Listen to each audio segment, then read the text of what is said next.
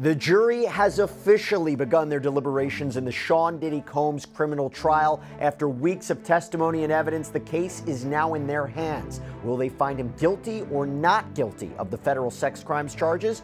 Will they be hung? I'll tell you what, we're going to dive into what happened today, including a question from the jury that shocked us all. Welcome to Sidebar, presented by Law&Crime. I'm Jesse Weber.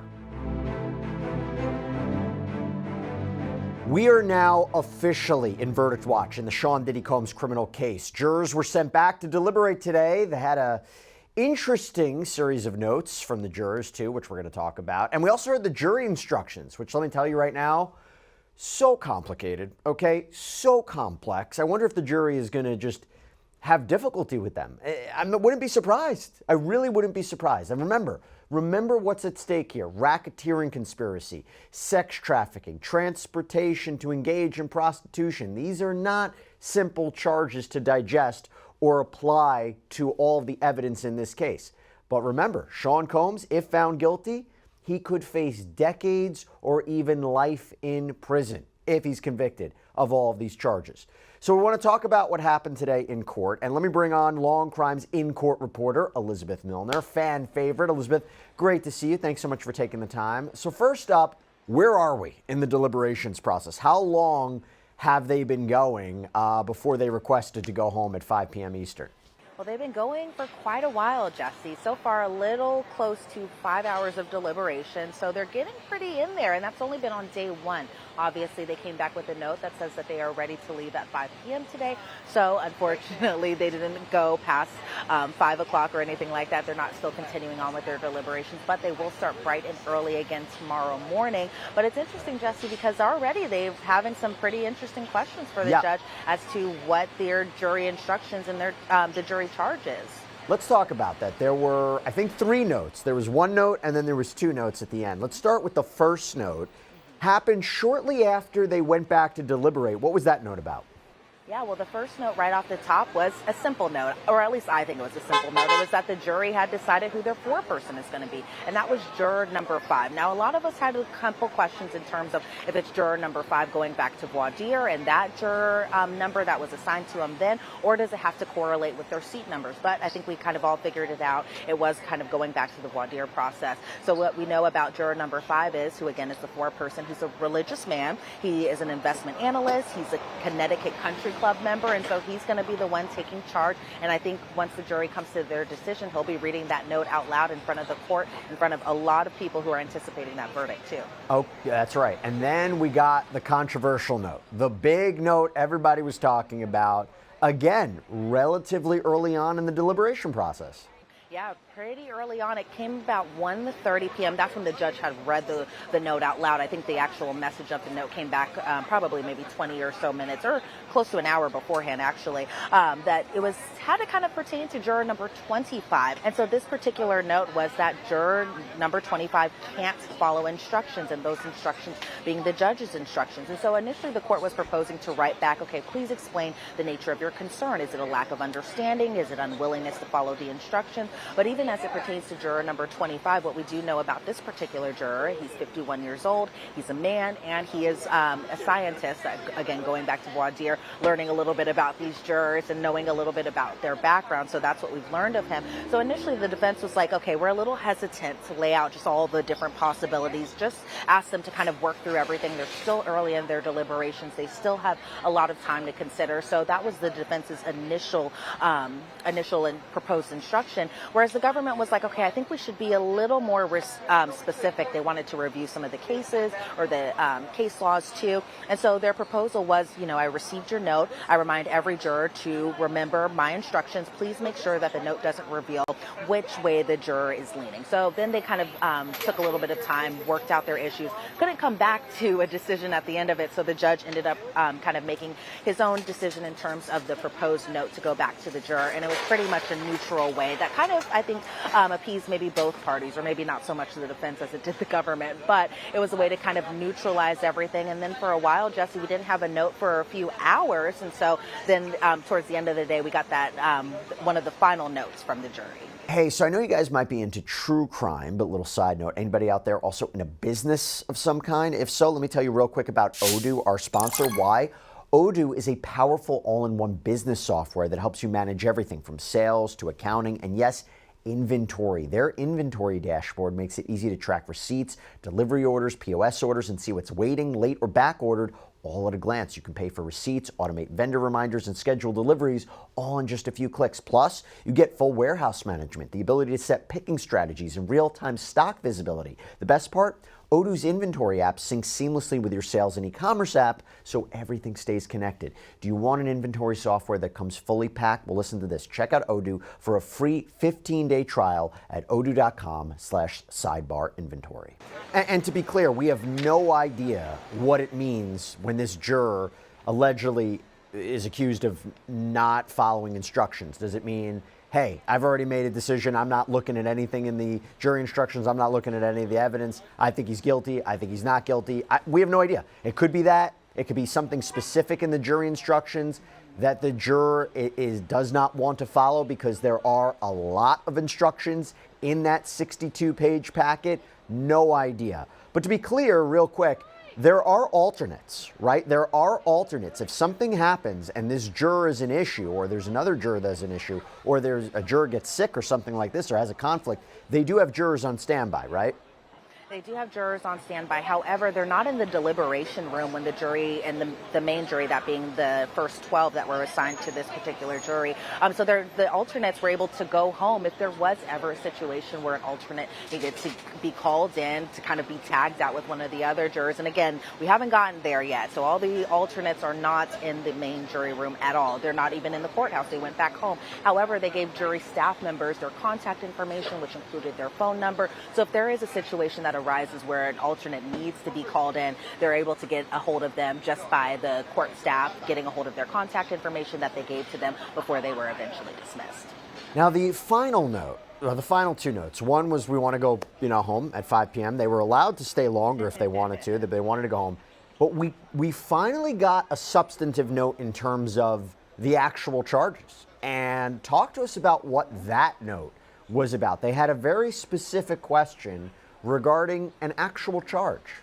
Yeah, they had a very specified question, to your point, Jesse, and it had to do with what was on page 37 of the jury charge, and that was the jury instructions. And so the note read, referring to page 37, if a person wants, requests, or asks for controlled substances, has the individual distributed? And I think that was a pretty interesting note, given that one of the counts, especially one of the predicate acts, is drug distribution. And so I think maybe the jury was kind of confused possibly on the language of the law that was written, or maybe they just wanted just some more clarification as it particularly pertained to drug distribution under count 1 under the RICO conspiracy. And so what ended up happening is that, yes, to your point, Jesse, the jury was dismissed at 5 p.m. today. They were able to go home for the end of the day, because I know a lot of people have been asking whether or not this jury has been sequestered. They are not sequestered. They are free to go home at the end of the day. They're just not allowed to discuss the case. They're not allowed to watch any documentaries, movies. They cannot watch this Sidebar episode. So if any juror is watching the Sidebar episode, no, that cannot be a thing. But what ended up happening is, after the jury was dismissed, the court had come up with the suggestion to answer their question. And the initial suggestion by the court, so by the judge, was to refer to page 37, lines 1 through 3 of the jury charge. However, he said that both sides can kind of wait until tomorrow to give their proposed kind of note back to the jury. So what the government's response was, though, is that they were kind of concerned about that specific instruction, and they wanted this particular note back to the jury to go that yes. They wanted literally the words yes to be written in the note back, and they say yes, but also give that proposed instruction about referring back to page 37, specifically lines 1 through 3. However, obviously the defense was going to have issue to it, because if you're thinking about, a note going back and it's saying yes, this person is distributing, obviously that's not going to look too good for the defense. So the defense kind of were just like, okay, wait, let's have a little more time to kind of think things through, talk things out with, my colleagues, as well as confer with the government about things. And so what they're going to do, Jesse, is they're going to confer until about 6 p.m. today. Then they're going to probably write it in a form of like a letter to the judge or an email, that type of sort, give it back to the judge, and then they'll discuss it further bright and early tomorrow morning when court begins at 9 a.m.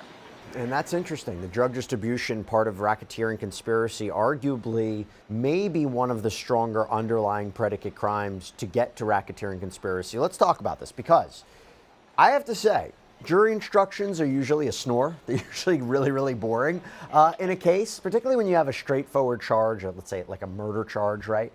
This case, these jury instructions, 62 pages, are so important. They are so specific. They are so complex. These are not easy to understand charges. So I think it's going to, I wonder if it's going to take the jury some time just to go over them and understand what they're assigned to be doing, what the elements are. So I want to go over some of the jury instructions that were read aloud today in court, their application to the case. Again, really important because this is the law that the jury will use to guide them. Very dense. Not going to go through it all, but here are some highlights that I took out. So aside from the basic instructions on, role of the court and the jury, the burden of proof, beyond a reasonable doubt, circumstantial evidence versus direct evidence, they got into the elements of the charges, and the government has to prove each of these beyond a reasonable doubt. So first of all, when we talk about racketeering conspiracy, arguably the most complex charge, it says, quote, first, that in or about 2004 through in or about 2024, so 20 years, there was an agreement among two or more persons to conduct or participate in the affairs of an enterprise through a pattern of racketeering activity. Elizabeth, how do you think the prosecution did to try to prove, hey, everyone, Sean Combs, his assistants, his bodyguards, his inner circle, they all agreed to this? How do you think they did about that from what you heard in this case so far? Yeah, well, I think that was the big thing, right, Jesse, is this whole alleged criminal enterprise. And according to the government and according to the allegations made by the government, that Sean Combs is at the head of this alleged criminal enterprise. So throughout this trial, what have we learned about the alleged co-conspirators, that being Christina Quorum, that being security guards like D-Rock and Fahim, but also what we have learned, too, is what the government calls his foot soldiers, and that being the assistants. The assistants kind of, in a way, doing Sean Combs' bidding, whether it is procuring drugs, whether it be a small amount for personal use, as the defense might say, or whether it be drug supplies that were also used in these freak-offs, because according to the government, drugs were an essential ingredient for these freak-offs or hotel nights, wild debauchery nights, whatever you want to call them. And so I think in terms of just showing, I know a lot of us were kind of like, oh, more text messages, more text, more audio messages, all of that stuff, but really kind of hearing how the assistants would communicate not only with Sean Combs, but also, again, his alleged co-conspirator, that being Christina Quorum, whether it's to get reimbursement for drugs or get reimbursement for personal supplies that the assistants would use to pay for with their own money, get reimbursement through the company and things of that sort. And so in terms of just count one, and that being the racketeering conspiracy, I think the government made a pretty strong case. Now, whether or not the jury agrees, that is kind of the question going forward now. And that's just one element, right? So that was just one element. Was there an agreement, okay? The second element was that the racketeering enterprise or its activities would have affected, or in fact affected, interstate or foreign commerce. And on that point, it says interstate or foreign commerce simply means the movement of goods, services, money, and individuals between any two or more states, or between one state and the District of Columbia, or between a state and a U.S. territory or possession, or between the United States and a foreign country.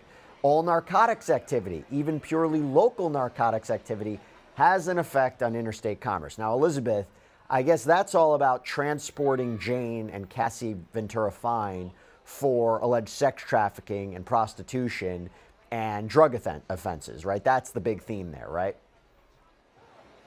Yeah, absolutely. And it was something that, again, I think a lot of people are like, okay, it's sex trafficking as counts 2 and 4, but it also kind of falls under RICO a little bit too, because, in terms of just interstate or foreign commerce that was affected, according to the government, the defendant knowingly recruited, enticed, harbored, transported, provided, or maintained the victim. The defendant knew or recklessly disregarded that threats of force, fraud, or coercion, or any of the combination of force, fraud, or coercion would be used to cause the victim to engage in commercial sex acts. And again, pointing back to interstate or foreign commerce were affected, because if you think about just going to one of the summary charts or one of the summary exhibits where you're seeing flight records where Jane or Cassie Ventura, even back when Cassie was in a relationship with Sean Combs, Jane was in a relationship with Sean Combs, what you could see from those flight records is flights traveling either from Los Angeles to Miami or from Los Angeles to New York City or vice versa. Some even in instances traveling to Turks and Caicos, as Jane had recalled during her testimony. And so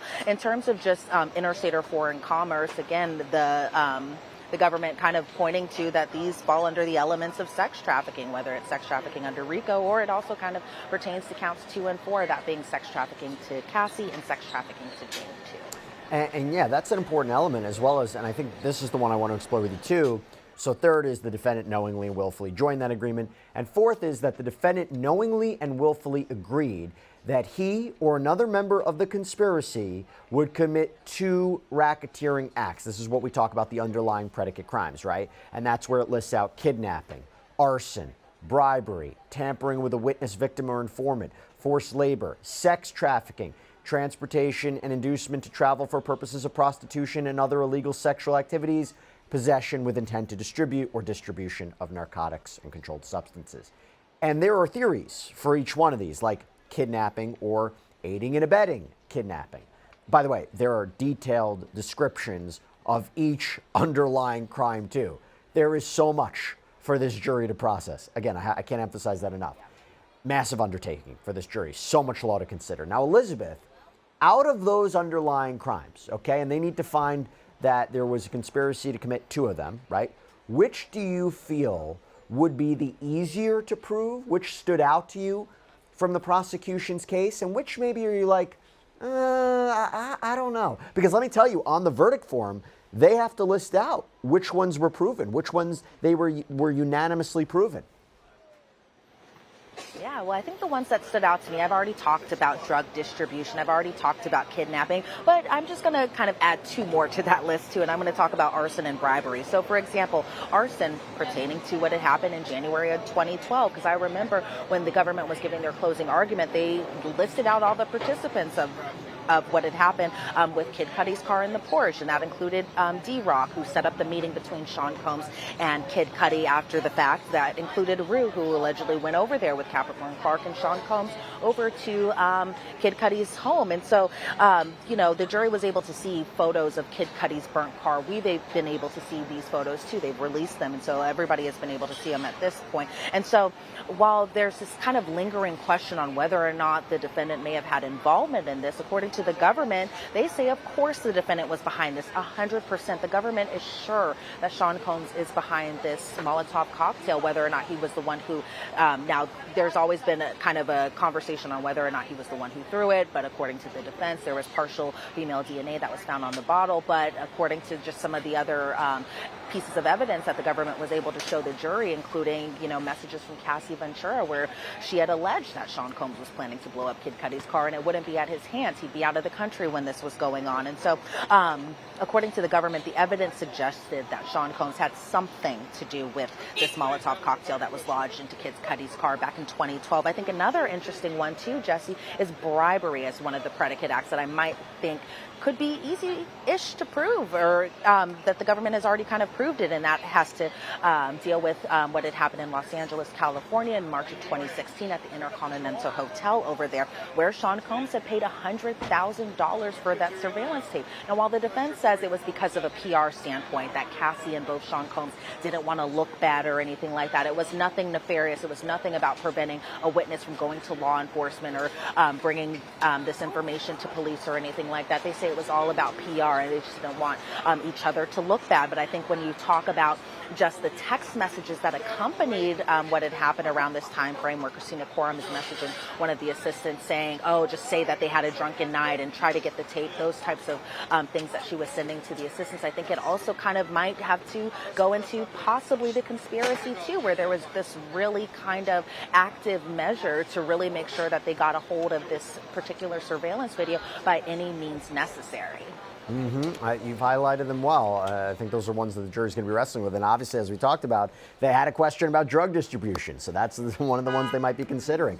By the way, one of the things that I can't ignore, and I don't know if people are talking about it enough, is, if he's convicted, what's his sentence going to be, right? So one of the things the jurors will be asked to decide, it's actually on the verdict form, is if they find Diddy guilty of racketeering, the other question they have to ask is, has the government also proven sex trafficking of Cassie and Jane was within the scope of the pattern of racketeering activity? And if so, there is a special sentencing factor. That's what it is. That means potentially more prison time. that is a larger range of prison time. So it's very significant, the Cassie and Jane alleged sex trafficking. So now let's talk about sex trafficking of Cassie and Jane. You mentioned it before about the knowingly recruited, enticed, harbored, transported, provide, obtained, or maintain a person by any means.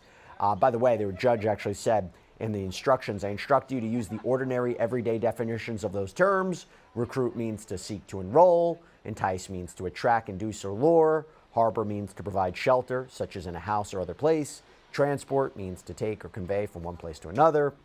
Provide means to furnish, supply, or make available. Obtain means to gain possession of or acquire. Maintain means to keep in an existing state or support. Second, that the defendant knew or recklessly disregarded the fact that force, threats of force, fraud, or coercion, or any combination of such means would be used to cause the alleged victim to engage in a commercial sex act. And that's interesting too. It defines a commercial sex act in the instructions as any sex act on account of which anything of value is given to or received by any person. A thing of value need not involve a monetary exchange and need not have any financial component. The defendant need not be the person who receives the thing of value from the sex act. Also note that it is not required that the alleged victim actually performed a commercial sex act as long as the government has proved that the defendant recruited, enticed, harbored, transported, provided, obtained, or maintained the alleged victim for purposes of engaging in a commercial sex act. And that last part goes to the allegation that Combs beat Cassie at the Intercontinental Hotel hallway in 2016 as she was leaving a room with a male performer, but there wasn't a completed sex act. The government would be arguing that is still sex trafficking. And the third element, that the defendant's conduct was in or affecting interstate or foreign commerce. But Elizabeth, this is what I wanted to ask you. You know, force, the force component, that's easy to prove. That's easy to understand at least. You know, Diddy used violence to force them, to, get them to do sex trafficking acts, right? Sex acts, freak-offs, wild king nights, those kind of things, hotel nights. What in the government's case stood out to you as a form of fraud or coercion to induce Cassie or Jane into sex trafficking? That's not so easily understood. Can you explain, in your opinion, from this case, what are they talking about with fraud or coercion with Cassie or Jane? Yeah, well, I'll take the first one as it pertains to fraud first, only because, that to me was something that kind of puzzled in my head too a little bit, Jesse, until there were some arguments that happened outside of the presence of the jury. I think this was even before Jane had testified, where the prosecution was like, we plan on proving sex trafficking by fraud. Why? Because they believed that, Diddy enticing Jane to come over to Miami or wherever it be in the hopes that the two would just hang out together. The two would just have a wholesome date night. The two would just be alone together without an escort being present or an entertainer being present, and Jane would fly over there. She would do that, and then what would happen? That an escort or an entertainer would end up coming after Sean Combs had promised that it would just be the two of them hanging out together, being on a date night, those types of things. Even in terms of fraud by, promising her trips and promising her gifts, all of that stuff is something that I think the government was really trying to prove. Now, whether or not that the jury actually kind of believes this argument in a way, I think that will also that's a question that also kind of remains in my head. But in terms of coercion, I think there were a lot of instances that were sprinkled out through witness testimony, especially through Cassie and through Jane, where, for example, Cassie and Jane had both testified that they had to do freak-offs or hotel nights while they both had urinary tract infections or UTIs. That Cassie even said that she did freak-offs while she was on her menstrual cycle. These are things that kind of under the law are determined as coercion, just things that obviously that they don't want to do, but they are doing these types of sexual acts, again, while having UTIs, while on their menstrual cycle. Those types of things might also fall under coercion. But again, Jesse, I think the jury will have to realize that too. Like, okay, they've heard a lot of instances as it pertains to Cassie with violence and things of that sort. But in terms of Jane, I don't think the force is necessarily all there, because they kind of point to one specific instance of physical assault, and that being what had happened on June 18th, June 19th of 2024, so just last year. But it'll be interesting to see what the jury has to say in terms of counts 2 and 4, that again being sex trafficking by force, fraud, or coercion, as it pertains to Jane and Cassie Ventura Fine. So it'll be interesting to see what they think about this too, because we may think one way, but the jury may think a completely different way. Yeah, absolutely, absolutely. And I thought this was interesting too. There are other parts. Again, we're not going through all of the jury instructions, but the testimony I thought this was interesting. It says in the jury instructions that the testimony of a witness who has been granted immunity should be examined by you with greater care than the testimony of an ordinary witness. You should examine the testimony of such a witness to determine whether or not it is colored in any way to further the witness's own interests. Now, you and I both know a lot of important witnesses testified under immunity. They were going to plead the fifth, right against self-incrimination, but they were granted protection from prosecution. Who stands out to you? I think who stands out to me most is probably Brendan Paul, and I would say Bonner stand out to me most, and for just completely different reasons. Now, we've heard a lot about Brendan Paul even prior to trial because of the Rodney Jones lawsuit and how he was named in that particular lawsuit as an alleged drug mule. He gets on the stand and he is adamant that he is not an alleged drug mule. He is nothing of that sort. He says, according to him, that he was kind of on the straight and narrow for the most part until that arrest had happened. He was a basketball player previously. He just wanted to do music. He had been working for Sean Combs to kind of, work his way up, those types of things. So he kind of stood out to me because, as we all remember, he was arrested at the airport over in Florida at the same time that Sean Combs' homes were being raided because he had, according to his testimony, he had a small amount of cocaine on his person that he was supposed to transfer into, I think, either the Gucci bag or one of the designer named bags that was supposed to go with Sean Combs before this trip, this family trip that they were all going on. And then he ends up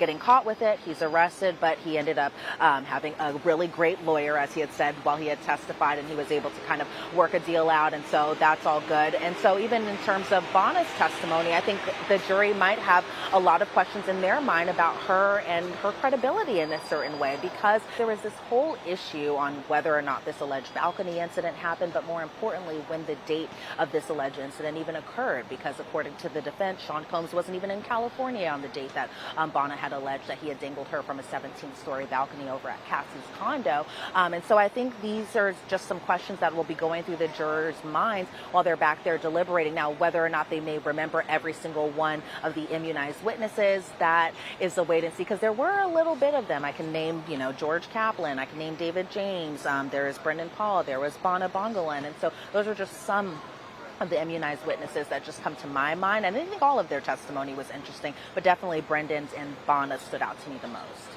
Oh, yeah. I have to ask you about this. It was really interesting. Apparently, they say this in the jury instructions.